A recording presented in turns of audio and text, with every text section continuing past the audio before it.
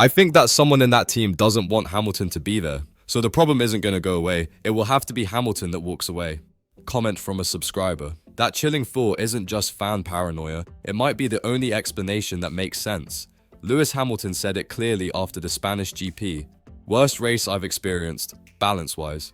Zero positives. He looked broken, not frustrated, broken. And then, Fred Vasseur spoke. It's not the case. He denied Hamilton's emotional collapse, brushed it off, cited lap time, compared him to Russell, but he never addressed the feeling behind the words. The fact that Hamilton didn't even want to talk about racing anymore. He just wanted to go home. This wasn't just miscommunication, this was deflection. And when your team principal dismisses your lowest moment, what message does that send? Maybe the problem isn't the setup. Maybe the problem is the silence around it. And maybe that silence is exactly the point. It's probably just me. No, Lewis, it's not. That was Lewis Hamilton's answer when asked if Ferrari would find answers for his disastrous Spanish Grand Prix. I'm sure they won't, it's probably just me. A line delivered with quiet resignation, but loaded with coded meaning. This wasn't self-pity, it was a warning, because no driver who believes in his team says that. No 7-time champion throws himself under the bus, unless he feels he's already been left there. Hamilton didn't talk strategy, he didn't blame setup, he blamed himself, to protect someone else. Why? Because calling out Ferrari internally is one thing, doing it on camera is another, and yet, the frustration was leaking through every word, every pause. He looked tired, not physically, psychologically. That kind of fatigue doesn't come from finishing P6. It comes from fighting 2 races, one on track, the other in meetings, briefings, and behind-the-scenes silence. This wasn't Hamilton having a bad day. This was Hamilton feeling alone. And when a legend like Lewis starts to believe it's just him, we have to ask, who inside Ferrari is making him feel that way? I won't tell you. Then what are you hiding, Fred? When asked directly what went wrong with Hamilton's car, Fred Vasseur smirked and deflected. I won't tell you. Not we're investigating, not we're still gathering data. Just silence. That's not protection, that's omission, and it sent a message louder than any press statement. There's something they don't want us to know.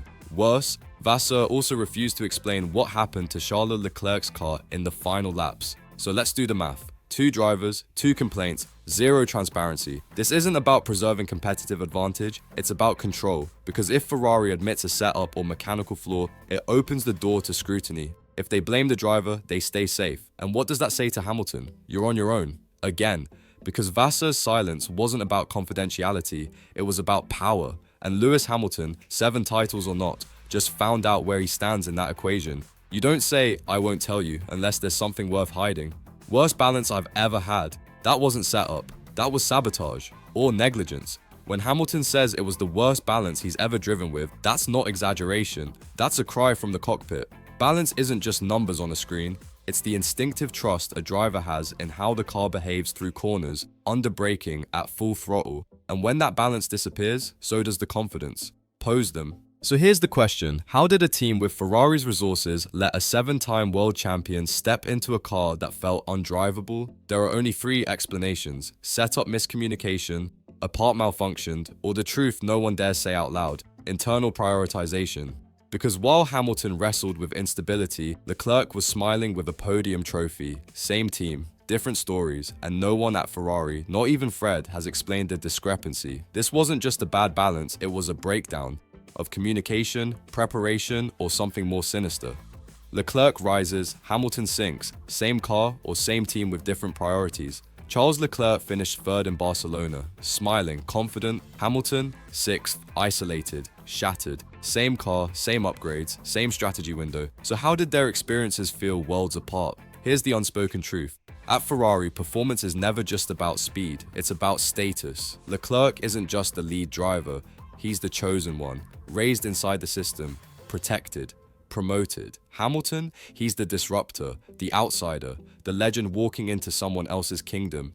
And in Spain, that tension finally exploded into results. Because when one driver gets a car that feels dialed in and the other gets 0 positives, that's not just engineering, that's politics. It begs a brutal question. Is Lewis fighting for Ferrari or within Ferrari? And if the balance is broken on the track, could it be because the balance is already broken inside the garage? One podium, one panic, same team, but absolutely not the same treatment.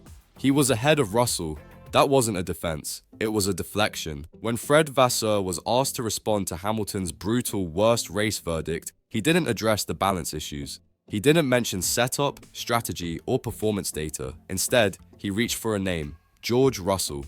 He was ahead of Russell for 70% of the race, Vasseur said. But why bring Russell into it? Because Vasseur wasn't explaining, he was comparing, deflecting scrutiny away from Ferrari by subtly implying, if Lewis was ahead of his old teammate, how bad could it really have been?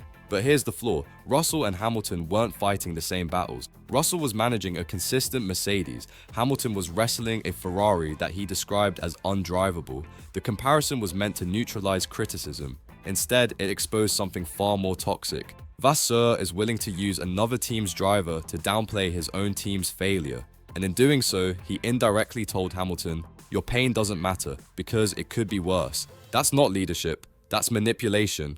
One word, home. That's where Hamilton's mind was, not Ferrari. After the Spanish Grand Prix, Hamilton was asked, what are you looking forward to before Canada?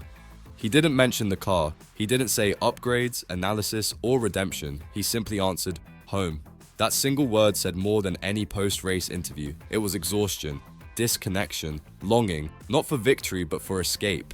Because when a driver stops talking about racing, it means racing has stopped feeling like home. Think about it, this is Lewis Hamilton, the fiercest competitor of his generation, the man who built dynasties at Mercedes. And now, just 8 races into his Ferrari chapter, he sounds done. Not with the fight, but with the silence around him. That kind of emotional distance isn't fixed with a setup tweak. It comes from feeling unheard, unsupported, unnecessary. And in a team like Ferrari, where political fault lines run deeper than tire wear, a driver looking for home is really saying, I don't feel safe here anymore. Ferrari is P2 in the standings, but P1 in internal chaos. Fred Vasseur tried to shift the spotlight. We're second in the constructors, I prefer that to being 4th or 5th. It sounded like success, but it wasn't confidence, it was deflection. Because deep inside the team, something's cracking. Yes, Ferrari passed Mercedes, but at what cost? Hamilton feels isolated. Leclerc's position is strengthening. And Vasseur, he's managing with silence, ambiguity, and public deflections. No team wins a championship like that, because points on paper don't cover fractures in trust. A driver questioning the car, a boss refusing to explain. 2 realities playing out under the same red banner. This isn't about Barcelona anymore, it's about the message this race sent. Ferrari can build a fast car, but right now, they can't build unity. And unity is what Hamilton needs to win his 8th. So ask yourself, will Ferrari fix what's broken, or bury it until it explodes? If you see the cracks others ignore, you're in the right place. Subscribe, because we don't follow narratives, we expose them.